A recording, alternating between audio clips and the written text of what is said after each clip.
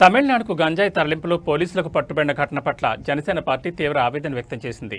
తాజాగా ఒక వ్యక్తి జనసేన పార్టీకి చెందిన కార్యకర్తగా గుర్తించబడినవాడు తమిళనాడు పోలీసులచే గంజాయి తరలింపులో పట్టుబడిన ఘటన పట్ల జనసేన పార్టీ తీవ్ర ఆవేదన వ్యక్తం చేస్తుందన్నారు. చిత్తూరు జిల్లా కుప్పం నియోజకవర్గంలోని జనసేన పార్టీ కార్యాలయంలో మీడియా సమావేశం నిర్వహించారు. ఈ సమావేశంలో కుప్పం నియోజకవర్గం జనసేన పార్టీ ఇన్ఛార్జ్ సురేష్ మాట్లాడుతూ జనసేన పార్టీ గౌరవాధ్యక్షులు పవన్ కళ్యాణ్ ఇలాంటి చట్టవిరుద్ధమైన పనులను సహించారు. జనసేన పార్టీ నైతిక విలువలు, క్రమశిక్షణ, చట్టపరమైన గౌరవం విషయంలో ఎప్పుడూ రాజీ పడదు. అందువల్ల ఆ వ్యక్తిని ఇకపై పార్టీ కార్యకలాపాల్లో పాల్గొనీయమన్నారు. పార్టీకి సంబంధించిన ఏ విధమైన కార్యక్రమాల్లోనూ అతనికి స్థానం లేదు. జనసేన పార్టీ తరఫున స్పష్టంగా తెలియజేస్తున్నామని ఆయన తెలిపారు. చట్ట వ్యతిరేక చర్యలకు పాల్పడిన వ్యక్తులు పార్టీ కింద కొనసాగలేరు. పార్టీ పూర్తిగా ప్రజాసేవ, శుద్ధమైన రాజకీయాలకు అంకితమై ఉంది. ఇటువంటి సంఘటనలు పునరావృతం కాకుండా కఠిన చర్యలు తీసుకుంటాం. కార్యక్రమంలో జనసేన పార్టీ ముఖ్య నాయకులు, కార్యకర్తలు తదితరులు పాల్గొన్నారు.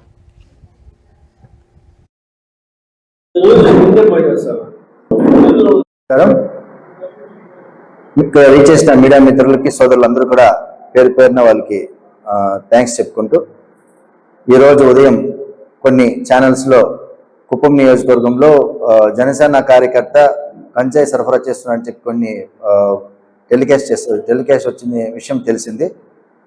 వచ్చిన విషయాన్ని పూర్తి వివరాలు తీసుకుంటే, అతను శాంతిపురం మండలం కడపల్లి గ్రామానికి చెందిన హరికృష్ణ అని, అతను ఒక మెంబర్షిప్ కార్డు అయితే తీసుకున్నాడు, పార్టీలోని మెంబర్షిప్ కార్డు.